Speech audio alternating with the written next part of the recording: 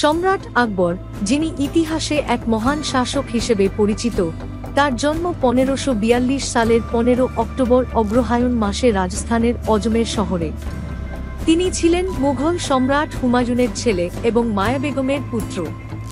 তার শৈশবের সময়টা ছিল দুর্ভাগ্যজনক, কারণ তার পিতা সম্রাট হুমায়ুন আফগান নেতা শেরশাহের নিকট পরাজিত হয়ে শাসন ক্ষমতা হারিয়ে ভারত থেকে ইরান চলে যান। তখন আকবরকে তার চাচা হাসান সুলতান খান ও নানা বারা ভট্টি লালন পালন করেন। আকবরের জীবন শুরু হয়েছিল এক অনিশ্চিত পরিস্থিতির মধ্যে, তবে এই কঠিন সময় তার মানসিক দৃঢ়তা এবং নেতৃত্বের গুণাবলী বিকশিত করতে সহায়ক ছিল। আকবর যখন মাত্র 13 বছর বয়সে তার পিতার মৃত্যুর পর মুঘল সাম্রাজ্যের সম্রাট হন, তখন তিনি অত্যন্ত অল্প বয়সী ছিলেন। এই সময় তার শাসনের জন্য একজন দক্ষ উপদেষ্টা এবং সেনাপতির প্রয়োজন ছিল, যা পরবর্তীতে বিখ্যাত সেনাপতি বাহলুল লোধি ও আদম খানকে দিয়ে পূর্ণ করা হয়।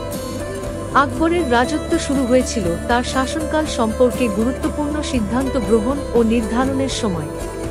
তিনি তার শাসন ক্ষমতা হাতে নিয়ে দেশের বিভিন্ন অঞ্চলে রাজনৈতিক অস্থিরতা ও যুদ্ধ বন্ধ করার জন্য কঠোর পদক্ষেপ নেন।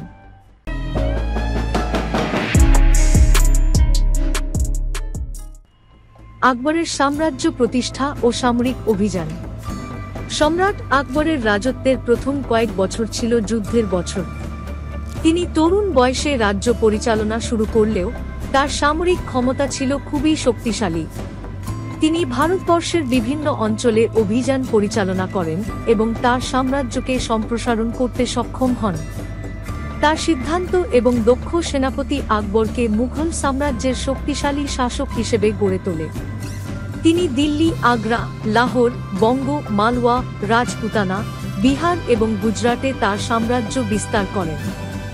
বিশেষ করে রাজপুত এবং অন্যান্য স্থানীয় রাজাদের সঙ্গে তার রাজনৈতিক মিত্রতা অত্যন্ত গুরুত্বপূর্ণ ছিল, যার মাধ্যমে তিনি একাধিক বিরোধী রাজবংশের শক্তি দুর্বল করতে সক্ষম হন।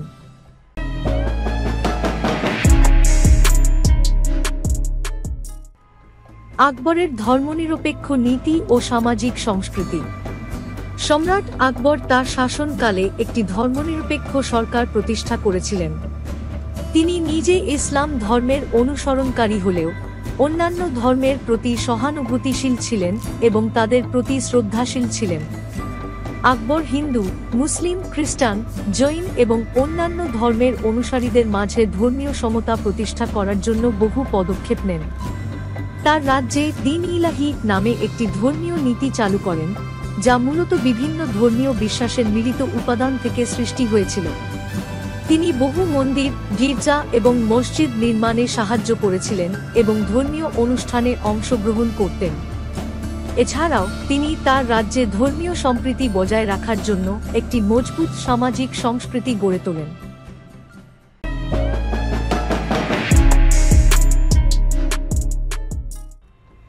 আকবরের শাসনে ভারতীয় প্রশাসনিক ব্যবস্থা নতুন ধারায় প্রতিষ্ঠিত হয়েছিল। তিনি তার শাসনকালকে অত্যন্ত সংগঠিত এবং আধুনিক প্রশাসনিক ব্যবস্থায় পরিণত করেছিলেন। আকবর তার রাজ্যে এক দুর্দান্ত প্রশাসনিক কাঠামো প্রতিষ্ঠা করেছিলেন, যার মধ্যে সঠিক নিয়মকানুন, রাষ্ট্রীয় আইন এবং বন্টন ব্যবস্থা ছিল। তিনি রাজস্ব ব্যবস্থাও সংস্কার করেন এবং কর ব্যবস্থা সহজতর করতে রাজস্ব অধিকারী রাইতবেরি ব্যবস্থার প্রচলন করেন। আকবরের রাজ্যে অবকাঠামো উন্নয়ন, যেমন রাস্তা, সেতু, পুকুর, হসপিটাল এবং শিক্ষা প্রতিষ্ঠান নির্মাণে বিশেষ মনোযোগ দেওয়া হয়েছিল। তার রাজ্যের প্রতিটি কোণে প্রশাসনিক কর্মকর্তা নিয়োগ করা হয়েছিল এবং জনগণের সুবিধার জন্য তার শাসন ছিল অত্যন্ত কর্মক্ষম।